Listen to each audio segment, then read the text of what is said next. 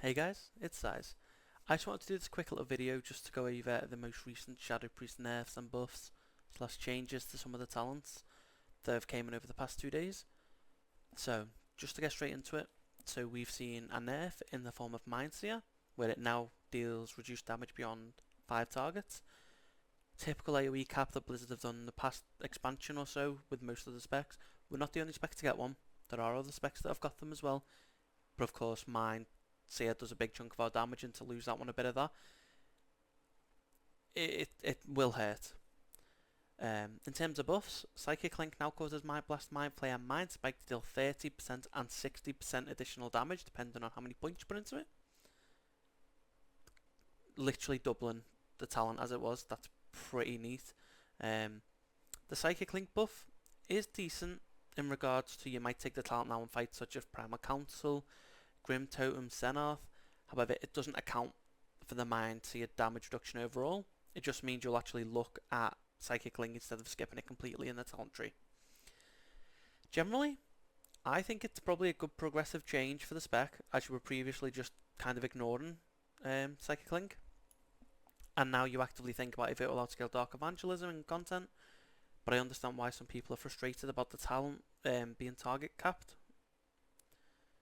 However, we aren't the only spec to receive these changes. You know, it was going to happen eventually, and I'm going to talk about it as well. I think personally it just brings us into line with a lot of the other specs going forward into Dragonflight. It means, of course, we prioritise Mind Blast, and it makes it an easier decision for the majority of the priests playing Shadow 2. So a lot of priests I've spoken to and a lot of people that I've read asking questions and stuff has been, when do you actually use Mind Blast in an AoE situation? You know, because you see Mind Sear, you've got it off cooldown, you've got the Insanity for it, you see it light up with a Mind Devourer proc. On the go, when people are new to the spec, it's going to be difficult for you to kind of make that decision on the go. However, now you should always be casting Mind Blast. Even if you're Insanity capped, you're going to use up your Psychic Link damage, you're going to get the opportunity to get another Mind Devourer proc on top of it, and you're not actually going to overcap from the apparition that's going from the Mind Blast as well, because there is a delay, right? The apparition has to land, it has to travel, so you should always try and get rid of those Mind Blast stacks, because overall it's going to result in a bit more damage than a Mind Sear, because you can cancel your normal Mind Sear cast, right? You're not going to lose out on Insanity. However, trying to gain a Mind Devourer proc, as well as using up your stacks of Mind Blast, is just going to be right at the top of that priority list going forward. So, in terms of Mythic Plus, it doesn't really change the position of Shadow and Keystones, as the damage that you've lost from Mind Sear has actually been picked up by Psychic Link. However, it is going to be a direct damage decrease overall. But Shadow was already doing pretty decent damage in the higher keys, especially with your Mind Devourer procs, and it kind of somewhat brings us down in terms of our AoE burst damage.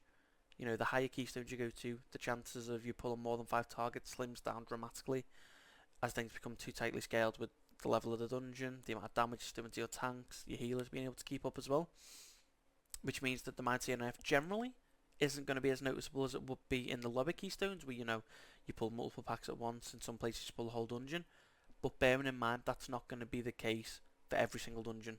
You know, in Alcathar Academy, you can pull in excess of, massively in excess of 5 targets, specifically looking at, you know, the third boss, the tree boss, and the trash surrounding it.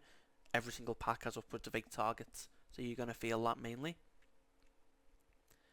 However, looking at raids as well, Psychic Link wasn't really looked at in the raids, right? Especially with the previous damage percentages being 15 and 30%. But the buffs directly improved performance on a lot of the Vault of the Incarnate raids, especially, you know, the encounters that have ads on, and the majority of the encounters do have ads on. It is nice passive damage, you know, it's passive damage on ads that you're going to be cleaving on. All you'd have to do is throw up your Vampiric Touch onto the different bits of trash that are in there, and continue a single target rotation. You know, you're just prioritising those Mind Blasts.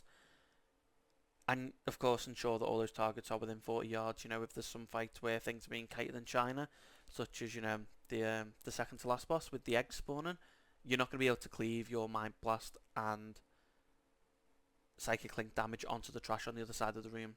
Bear that in mind. However, some ads die really quickly on some fights as well, and you may not get the most benefit out of it, but that's where Dark Evangelism comes back into play. You know, when you're going to be picking up that 10% increased damage buff on Vampiric Touch, Shadow Web Pain, Devouring Plague. It's going to be quite nice to have the option to pick either talent. It's not necessarily the illusion of choice anymore, it's an actual choice that you're going to have to make depending on the fight and the content that you're doing. It does fit in nicely with the Shadow talent tree as well, as where Psychic Link is positioned on the talent tree. It fits nicely into Mind Devourer and Idol of N'Zoth, and you don't really have to sacrifice points on the left going into Cthulhu or Yusraj, as you're already picking up that Mindbender anyway. But that's my little opinion on it. I do think it's nice to actually have some change. You know, the Shadow Priest devs are pretty much copy and pasting the feedback from the Shadow Priest Discord and the forums in terms of Psychic Link was useless, it needs double damage, and they've doubled damage on it. Of course, they've came in with the reduced damage on Mind Sear beyond 5 targets, but a lot of classes have that guy. It's not just us. You know, we're not the only people suffering from it. And it was always going to happen. You know, Blizzard tested it in Shadowlands. They took it away on some classes. They were going to bring it back in and test it again. It was inevitable in the end. But with that, that's all I have for you today. I thank you for watching, guys.